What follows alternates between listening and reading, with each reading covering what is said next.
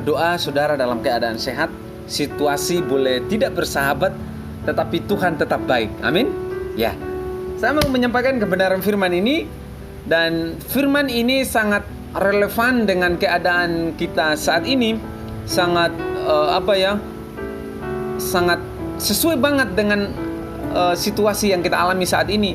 Kita bisa aja tergelincir, kita bisa aja terpengaruh, kita bisa aja terbawa arus kalau kita tidak berpegang teguh pada kebenaran firman Tuhan. Kalau kita tidak berhati-hati, kalau kita tidak mengandalkan Tuhan, rajin baca firman-Nya, kita bisa aja dibawa oleh dunia kepada hal-hal yang bersifat daging untuk memenuhi keinginan daging kita ini. Saya memberikan tema yang sangat sederhana, yaitu tantangan iman orang percaya masa kini, ya. Dan mungkin ini dari dulu udah ada, tapi saya berbicara tentang masa kini sajalah. Yang walaupun ini dari zaman dulu sudah ada, tetapi kita belajarnya masa kini, ya. Saya belajar dari Matius pasal yang keempat, ayat yang pertama sampai ayat yang ke-11 tentang pencobaan di padang gurun. Ya, ketika Yesus dibawa oleh iblis di padang gurun untuk dicobai. Tantangan yang pertama yang dialami oleh orang-orang percaya pada masa kini, yaitu adalah keinginan daging manusia, yaitu hal-hal yang berkaitan dengan makanan, yang berkaitan dengan keinginan tubuh. Nah, kalau kita tidak hati-hati dengan hal ini, kita bisa aja jatuh, ya kan? Apalagi seperti anak muda mau memilih pasangan hidup, kalau tidak hati-hati bisa aja tergiur dengan pasangan hidupnya itu karena kaya, punya orang tua yang lebih baik, punya orang tua yang lebih, ya hidupnya lebih sesuai ekspektasinya, dia bisa aja tergiur dengan hal itu.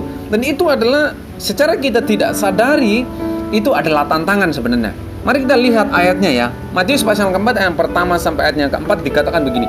Maka Yesus di gurun untuk dicobai iblis. Dan setelah berpuasa 40 hari dan 40 malam, akhirnya laparlah Yesus. Yo laparlah, ya kan? Ayatnya ketiga dikatakan begini. Lalu datanglah si pencoba itu dan berkata kepadanya, jika engkau anak Allah, perintahkanlah supaya batu-batu ini menjadi roti.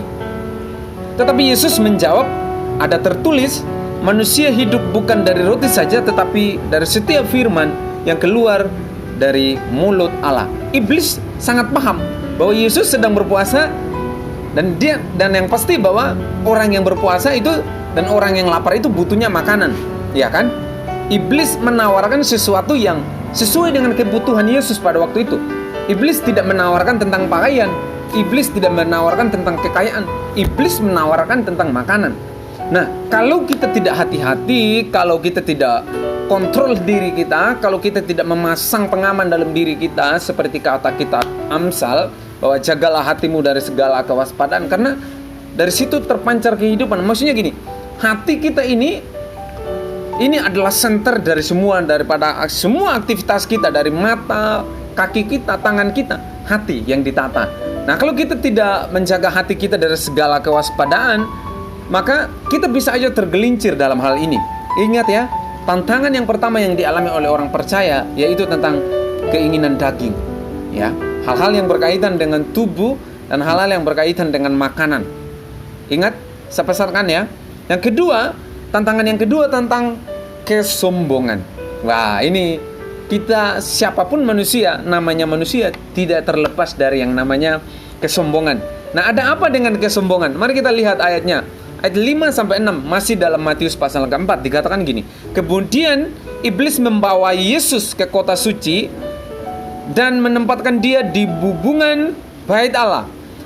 Lalu berkatalah kepadanya, jika engkau anak Allah, jatuhkanlah dirimu ke bawah, sebab ada tertulis, mengenai engkau ia akan memerintahkan malaikat-malaikatnya, dan mereka akan menatang engkau di atas tangannya, supaya kakimu jangan terantuk kepada batu. Nah, tantangan kedua yang iblis perhadapkan kepada Yesus, yaitu yang berkaitan dengan kesombongan. Nah, Yesus bisa nggak sih melakukan hal ini? Oh, sangat terlalu bisa, sangat mungkin banget Yesus bisa aja melakukan hal ini. Tapi Yesus memilih untuk tetap taat kepada Bapaknya. Yesus memilih untuk tetap setia dan tetap rendah hati, ya kan? Mari kita belajar sebagai orang percaya, mari kita belajar sebagai anak Tuhan untuk tidak tergiur dalam hal ini. Ya kan? Kita bisa aja sombong, melihat orang lain yang lebih rendah di bawah kita. Mungkin kita udah naik levelnya, kita mungkin udah punya pekerjaan yang lebih baik. Melihat teman kita yang belum dapat kerjaan, kita bisa aja ngejek dia. Oh, kamu berarti nggak bisa, kamu berarti tidak bisa berprestasi, tidak bisa melakukan sesuatu, jadi kamu mesti belajar dari saya. Wah, itu sesuatu kesombongan yang setidaknya mengintimidasi kita. Mari kita belajar dari Yesus yang tetap memilih untuk rendah hati, ya. Yang ketiga, tantangan yang dialami oleh orang percaya zaman sekarang, yang diperhadapkan oleh orang percaya zaman sekarang, yaitu tantangan ketiga adalah kekuasaan, ya, kekuasaan. Ayat yang ke-8 dan 9 dikatakan begini. Dan iblis membawanya pula ke atas gunung yang sangat tinggi dan memperlihatkan kepadanya semua kerajaan dunia dengan kemegahannya. Ayat yang ke-9, dan berkatalah kepadanya, semua itu akan kuberikan kepadamu jika engkau sujud menyembah aku. Wow, tantangan yang diberikan oleh iblis kepada Yesus ini. Yesus itu kan anak Allah, Yesus itu Tuhan. Yesus bisa tidak melakukan hal ini? Sangat terlalu bisa. Tetapi Yesus memilih untuk tidak menaati apa perintah iblis. Mari kita belajar sebagai orang percaya.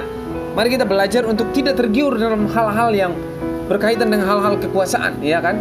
Kita bisa aja tendang orang di bawah kita untuk kita naik level. Nah, itu sangat tidak disukai oleh Tuhan.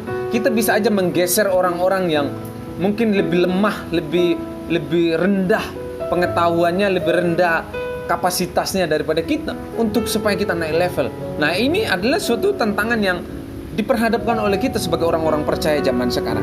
Mari kita belajar dari Yesus yang tetap memilih untuk rendah hati, Yesus yang tetap memilih untuk tidak mengikuti keinginan dagingnya, Yesus tetap memilih untuk tidak mau menunjukkan bahwa dia hebat, tidak mau menunjukkan bahwa dia bisa berkuasa, tapi Yesus memilih untuk dia memberikan kita teladan yang baik.